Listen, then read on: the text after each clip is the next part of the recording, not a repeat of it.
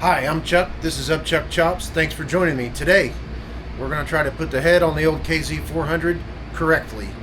Let's get to it. This will be difficult to see, but there's a mark lined up with an index. It is T for top dead center, and there's a little index in there. And actually looking at it now, I'm just the tiniest bit off, so I need to adjust it. But it is preset at top dead center. I will be checking that periodically. Alright, disaster averted. I lost one of these O-rings, and I don't know where it went. If you can't see because of the camera, this engine is tilted this way, heading down. So had it got jostled off or knocked off, it shouldn't have fell down in there. It should have went over the side. But I went high and low, flashlights. I don't know where it is, but I got real lucky because there's one. I had one left. I did the copper spray on my aftermarket gasket, hoping it will make it better, do its job better. I heard good things from. Oh no. Oh no. Is it the wrong gasket? That should go there. No, it shouldn't. I'm an idiot. Anyhow, I have it on good authority from my auto parts guy, Jeff, that that copper spray stuff is the bee's knees. It's the good stuff. I don't know how those little O-rings are supposed to sit in the right spot, because there we go. I would think they're likely to jostle. I'm going to flip this one around. I would think it's likely it will jostle in assembly, but who knows. Next thing's next. I need to slide the actual head components over. The book at times can be a little unclear as to the order of operations. If I can get it right the first time, that makes me a lot happier. There it goes. Gently.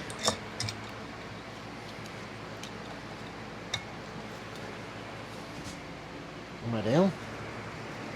I'm just going to gently finger tighten these on each side, and then I'm going to finger tighten. Well, I say finger tighten. There will be a socket put on it, but there's two right here. I'm just gonna spin them with my socket and finger, no ratchet, until they're snugged up. Then I'll look at the book. There's an order to torque these down. I lied. They weren't going on quite as easy, but you can see. Oh, careful. I am just barely spinning these.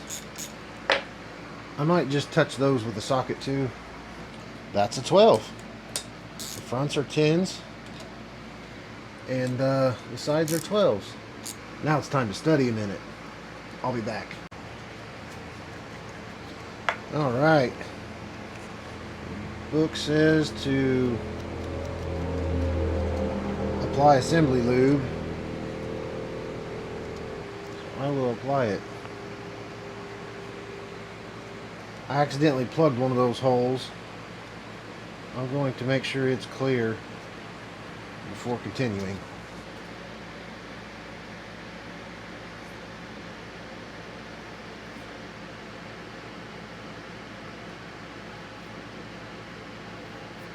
Okie dokie.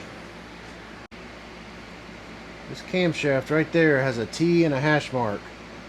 The book says that you should install this from the right hand side, and it also acts like you should, come on now, you should have to take that cam sprocket off. I do not recall if I took it all the way off or not. And it sure looks like I'm going to have to. Oh, there's another mark there too. Okay, I'm going to have to be aware of these as I work my way through. As suggested by Blake's Pipes, I got them in. Got my bolts in a safe place.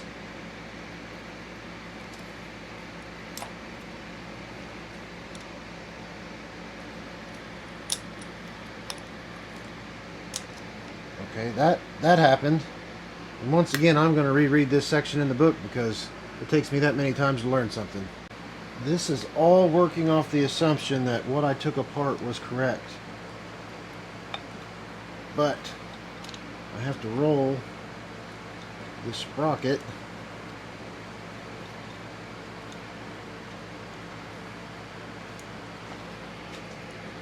how am I going to do that? There's an arrow here and it needs to be level with the head. Like I said, this is assuming what I put it back exactly right and it came apart the way and manner that it was supposed to. That's a lot of assumptions. I've heard jokes about that. Okay, my bolt hole is lined up.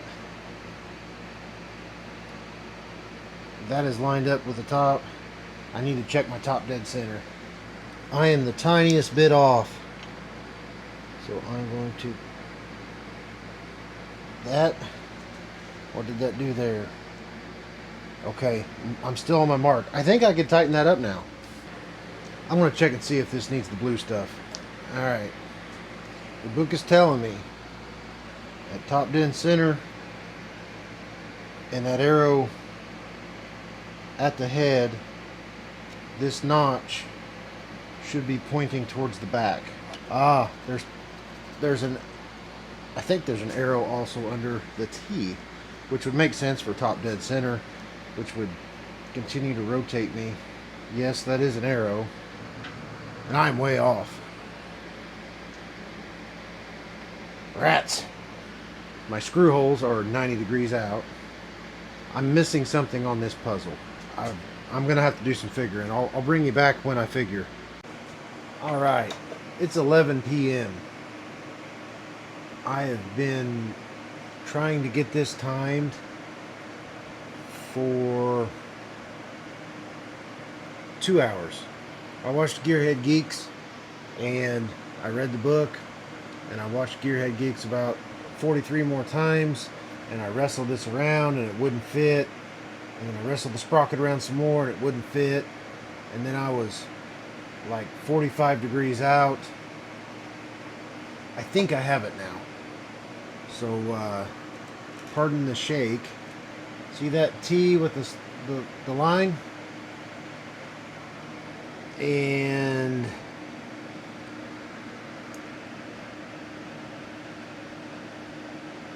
I don't know if you can see it, but there's a T with a line.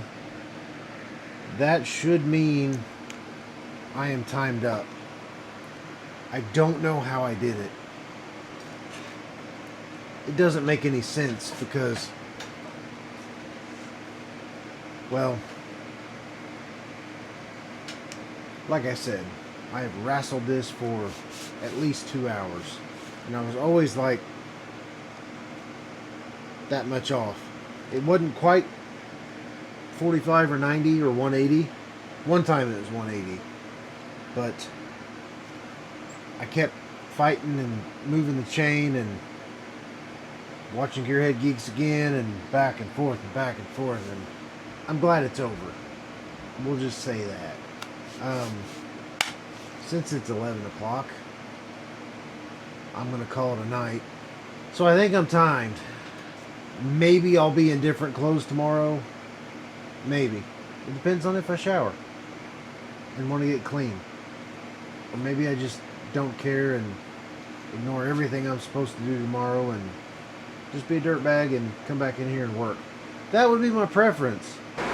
Hi folks, it's the next day and I'm going to double check my work. I was getting super tired last night and keep on keeping on. So check it out. So I followed Gearhead Geeks' video and the book, and I got my T with a line. We want it flush here, and in here I can see my T with a line, and I'm lined up with my index. So we should be timed up. That makes me happy. Now what I would like to do is rotate this thing gentle, a full rotation, and make sure nothing binds or gets weird on me. So here we go. I apologize for the background noise. That's Mother Nature's fault. It's raining cats and dogs at my house.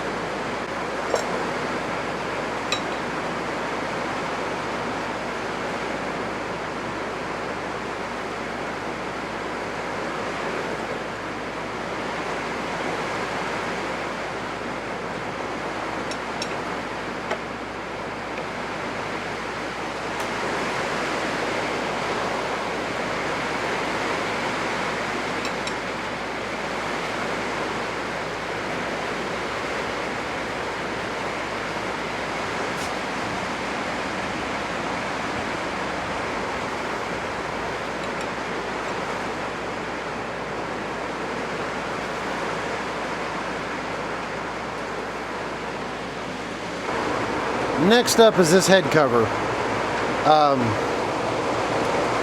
These gaskets don't exist either.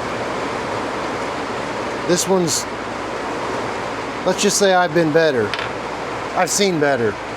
The backup I thought about stealing clearly has leaked in the past because it has gasket maker on it. So I think what I'm gonna do is put a tiny bead of my high temp gasket maker all around here, set this in, and then let it start to set up, and I may put a tiny bit around the edge here and hope that'll do the trick. The book says to replace these O-rings. I think I have a matching O-ring in this set that will fill that hole. Also, these covers need to go on, and I need to check about if there needs to be any adjustment to those. So I'll bring you back in a minute. Next up is my cam chain tensioner device. This one is much less complicated than the one in the book, so I'm going to take that for a win. I have a new gasket. I'm going to put the tiniest little bit of gasket maker on the back so it holds still while I install the rest of it. I'm gonna have this everywhere. Wipe that off. Do you remember the shop gremlins I was crying about last night? Well, they had a heart. They came back to see me. I looked over on the floor a minute ago, and there it was.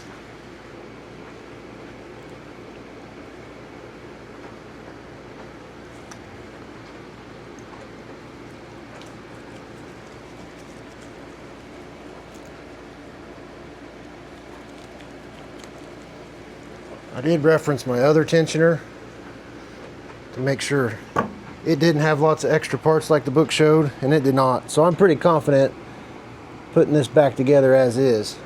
Confident doesn't mean right. It just means confident.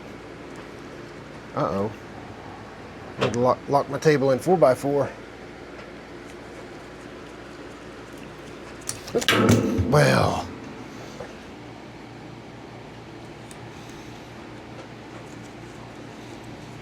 I want to give the whole thing a wiggle with my wrench and make sure nothing feels bad.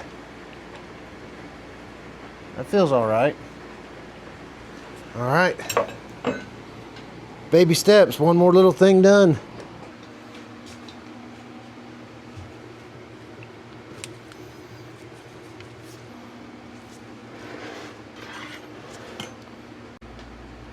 I forgot to hit play. I said a few things.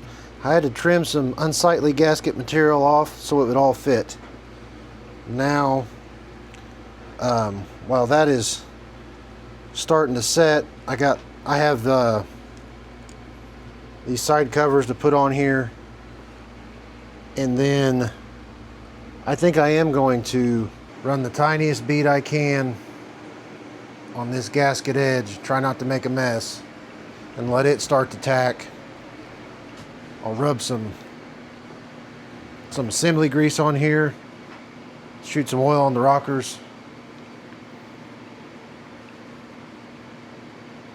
A little bit of assembly lube, I don't think will hurt a thing. And just so I remember,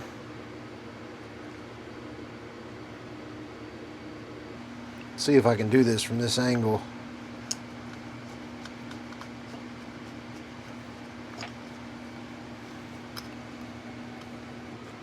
I'm going to leave that a little loose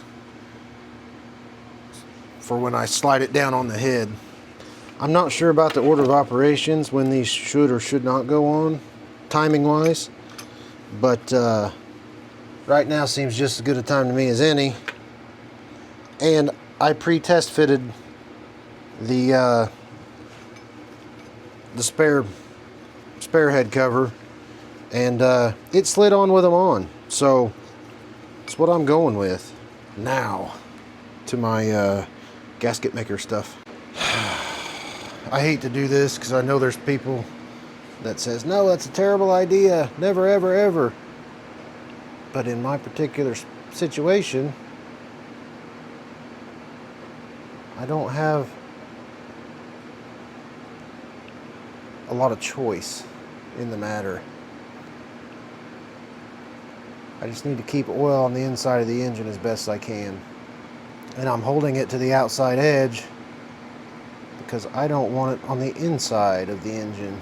I don't know, it's getting nerve-wracking because I want it to be right. As best as I can make it right.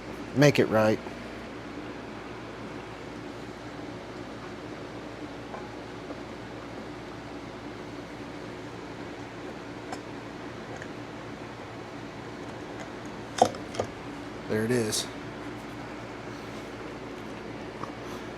I think I may need to rock the engine a little bit to get that tack gear bit down.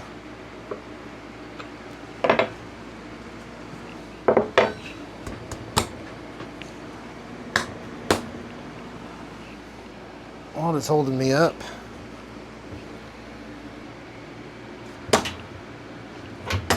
There we go. Okay, I was right. I had to spin the engine just a little bit. I think I'm going to put a little oil in these just to kind of act like a little bit of anti-seize. That's not the right word, but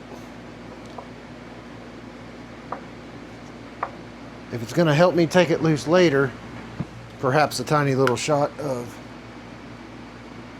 PB will, maybe it'll help me. I'm just doing a little. I forgot to torque these two and these two because last night I said, I'm just finger tightening these, I'll torque them later. Well, it's later now, so and I kind of need to let that goo set up before I final torque. So I'm going to clean out my gasket maker tip, find some torque values, get my torque wrench out, do that stuff. All right. I have you, me, in the book.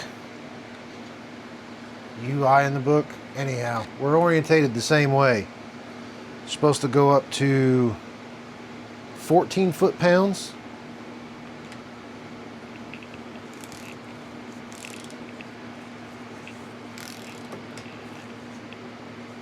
Okay. My first pass is going to be just till it starts reading something. I couldn't find the torque specs for the two side bolts and the two front ones, so it is what it is. I snugged them up. I used the Gutentight method, the German method. It's Gutentight.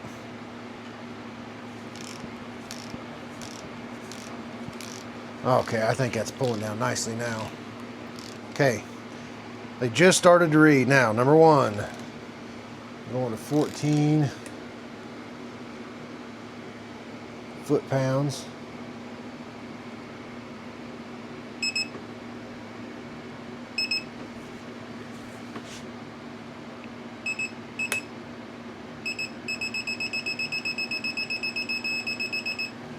13.9, I reckon that's pretty all right. I'm gonna clean up my edges before it sets up all the way. Give it just a minute and we'll finish torquing that up. It's kind of made a little bit of a mess. But I guess if it squeezes out, that means it's making contact everywhere. Sorry, Mr. Weems. I know you count this as a mark of shoddy doing, but it's all I got, bud.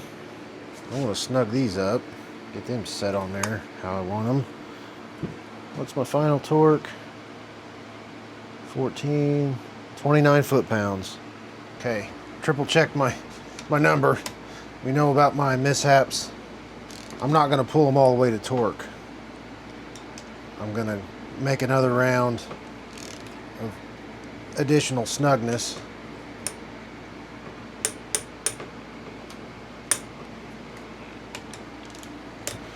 One more final time. Triple check, see, 29 foot-pounds.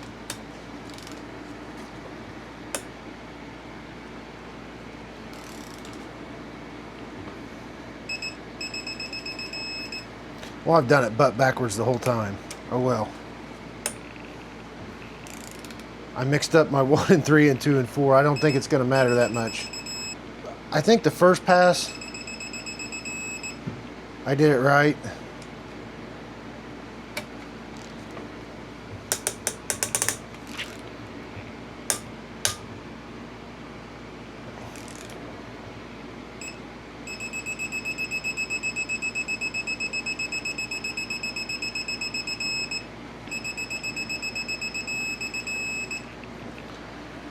Okay, torqued up. Look at this. Genuine Kawasaki.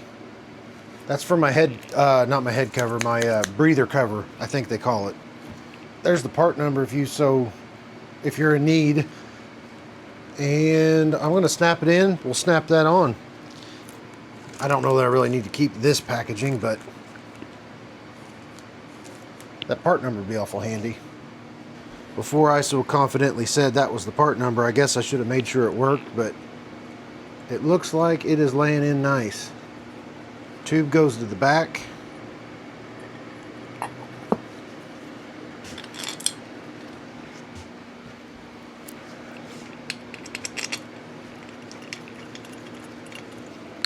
I'm not checking the torque spec on these. Just needs to be snug. I want to slide my points cover on just for the simple fact I can say it's a wrap. I'm fully aware I'll probably have to take it off later to do something in there. I can say I took it down and brought it back up. I didn't split the bottom case, get into the transmission, because it seemed to work. It all seemed to do the thing. If it ain't broke, don't fix it, right?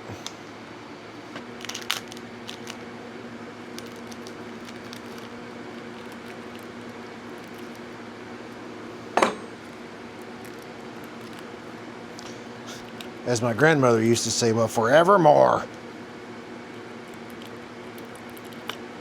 Oh, it's got like a little cigarette pack on it. Here comes the rain again. Do I need to gap this? Yes. Might I need to take that off? Maybe. But we're just going to plug the holes for now. Make sure these fit. Just had to get the angle right. Well, folks, there you have it. This is taking entirely too long with too many mistakes. Maybe I should have just hacked that frame up like with the title like I originally set out to do. But it's back together. Will it run or not? I don't know. That's to be seen. But I did assemble all the parts, and it does spin. And according to Gearhead Geeks, it's timed up. I'm a little bit proud of that. A little. Well, folks, thanks for joining me. I appreciate everybody's patience. I know when I watch somebody build something on YouTube, I'm always like, get to the end, get to the end. I'm excited, I'm excited, I'm excited. Well, I'm like that here too, but there's time and space and responsibilities, and the list goes on of excuses and realities. Not even a excuse, but thanks for hanging with me. Thanks for you guys who said, hey, might want to recheck that. Is everything 100% perfect? Nope. Is it as good as I could do it? Yep. Am I upside down on this project? Absolutely. But I got her back together. I'm going to take that win for what it is. It's in one piece, outside of the kicker, but that's not that crazy. I got to order some carbs. Those are expensive. Not looking forward to that bill. And I have to start making a frame into a motorcycle, and hope everything else falls together that needs to send electricity places and cables, and there's so much to do. But sometimes I kid and say, act like you've been here before. I ain't been here before. Oh, it makes me think of a Conway Twitty song. I can tell you've never been this far before. But I gotta pick up tools, go to sleep, works tomorrow. Like I said, thanks for your patience. Thanks for hanging out with me. Thanks to the folks who leave comments regularly and check out what's going on here. It's been a long process. I want to ride this thing. This was the next thing to do. So we'll see what adventure happens next on this build. But I'll catch you later. See ya.